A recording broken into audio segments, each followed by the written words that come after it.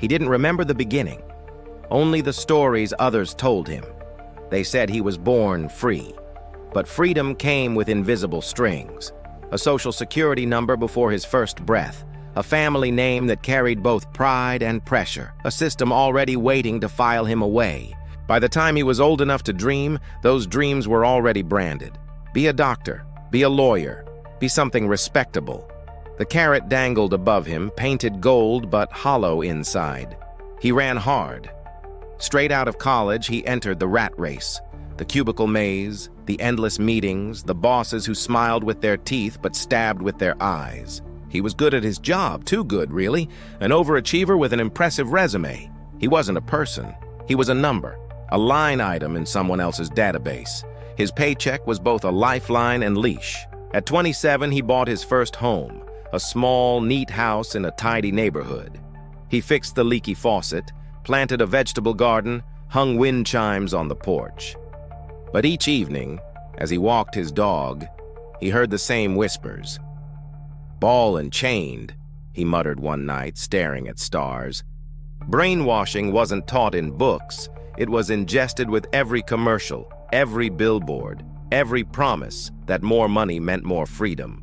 He kept running, believing the lie, until one day his reflection in the glass stared back and he barely recognized the stranger. Then he felt it, the nudge, the tiny kick from behind. The monster was at his shoulder now, breathing down his neck. Panic tightened his throat. Was it worth it? Freedom was supposed to come with wide-open spaces, not this suffocating cage of his own making. How many promises made and broken? What was the point of all the running? If he stopped, the monster would devour him. If he kept going, he'd become the monster. At 45, he quit his job, sold his house, and moved to the hills. No one knew where he went. The place was remote, tucked away at the end of a dirt road. There were tall trees and a running creek, plenty of fish, and an occasional deer.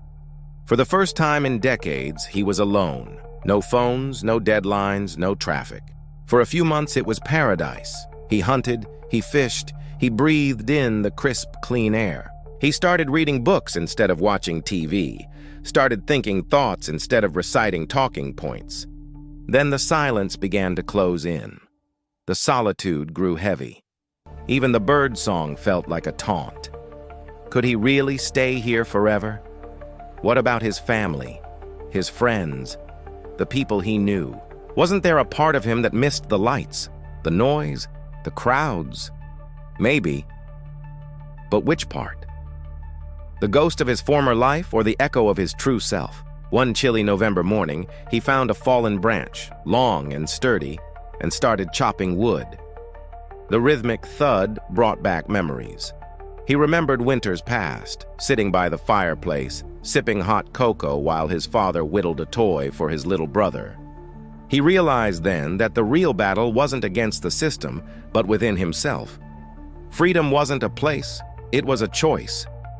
The chains weren't forged steel, but habits of the mind, conditioned responses, unexamined beliefs. He'd spent a lifetime building walls, and now those walls had turned into prisons. A letter arrived, the first in years, the familiar white envelope with a government seal. He almost threw it away, but curiosity got the better of him. It was nothing important because he didn't have an income. It was just a reminder to file his taxes. A wave of anger washed over him, followed by a surprising surge of calm. He picked up the pen, wrote a few words on the letter, folded it, put it back in the envelope, and dropped it in the mailbox. The most terrifying thing he'd ever done was stand in front of his reflection and tell the truth. "I will not play your game anymore." He stayed in the hills for 10 years, watching the seasons change, watching the sunlight filter through the trees. He befriended a woman named Sarah who lived nearby, and they shared meals and stories.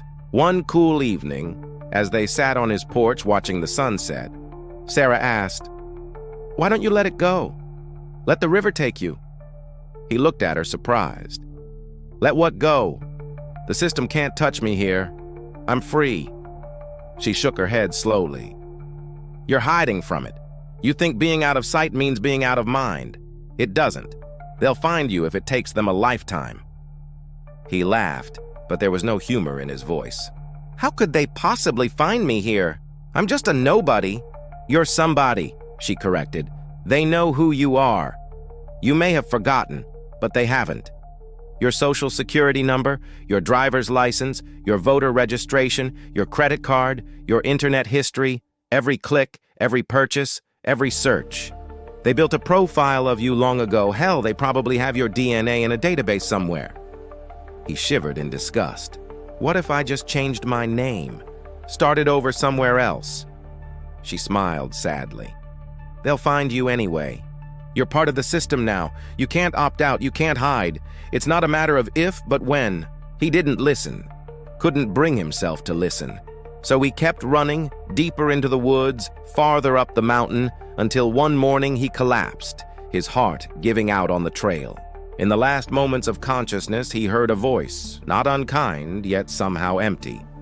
It's not a matter of if, but when. Fortunately, Sarah spotted him on the trail and called 911, where he was taken to a hospital and treated for heart failure. At 60, he was back at a desk, another chair, another screen glowing with meaningless tasks. The numbers swam before his eyes. Was it worth it? All the striving, scheming, hustling. For what? To be 60 years old and still chasing ghosts? The irony was bitter on his tongue. He wasn't free. He was a prisoner of his own making. The workday stretched on, hour after hour, until suddenly it was evening. The sun had set hours ago. How did he not notice? He blinked, trying to shake off the stupor. Was this real or a bad dream? He stood up, his joints aching, and stared out the window. The city sprawled beneath him, a glittering mess of steel and glass. Was there a way out? Somewhere beyond those distant lights, was there a place where he could disappear? He pressed his forehead against the cold glass, willing himself to vanish. But all he saw was his own pale face staring back, a face etched with regret, a life half-lived. Tried to meditate, but the images wouldn't stop. Racing thoughts, racing heart, racing to nowhere. At 10 p.m., his shift ended. He clocked out, shouldered his briefcase, and walked toward the bus. The station was deserted. Graffiti covered the benches. A broken bottle lay in the shadows. The bus rumbled to a halt, its headlights carving momentary clarity in the gloom. As he stepped onto the worn stairs, the driver's words sliced through the darkness. Last stop, he nodded numbly. His usual stop was 2 blocks away, but tonight he rode all the way to the end. The driver didn't ask why, didn't care. When the bus came to a stop, he stepped off and hesitated. Where now? He walked until the streetlights blurred into streaks of yellow and red. A siren wailed in the distance, growing louder. He quickened his pace, not wanting to be caught outside after dark. Suddenly, a black car pulled up beside him. The window opens. "Get in," a voice said, raspy, urgent. "I can help you. I can make things right." He paused, torn between fear and curiosity. Who was this person? What did he want? The car idled, the engine purring like a caged animal. Should he trust him? What choice did he have? The night was cold, his hope fading fast. He slid into the back seat, his body slumping with exhaustion. The moment he closed the door, the car sped forward, tearing through the empty streets. Where were they going? What would happen next? As the city lights streaked by, he felt a cold certainty grip his heart. It didn't matter. Now it was too late. The car screeched to a halt in front of a large house. The paint was peeling, the lawn overgrown. "Here," the driver said. "Get out." As he turned around, he saw a face he vaguely recognized. It was the woman from next door. Why was she here? He tried to speak, but his throat was hoarse. "Go inside," Sarah whispered, her voice tight. "They're waiting for you." He stared at her, confusion clouding his eyes. "What do you mean?" She shook her head slowly. "It's time, Sean. You've resisted long enough. You can't hide anymore." He opened his mouth to speak, but no words came out. The system had found him. And as he walked toward the house, he knew there was no escape. It was too late. Inside, the room was dimly lit, the air thick with tension.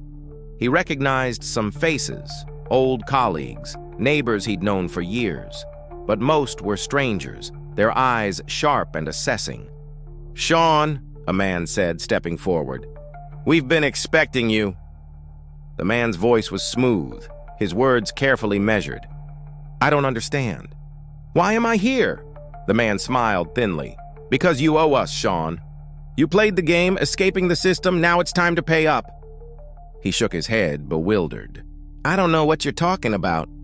I just wanted to retire, live a simple life." Then a man says, "That's a fairy tale, Sean.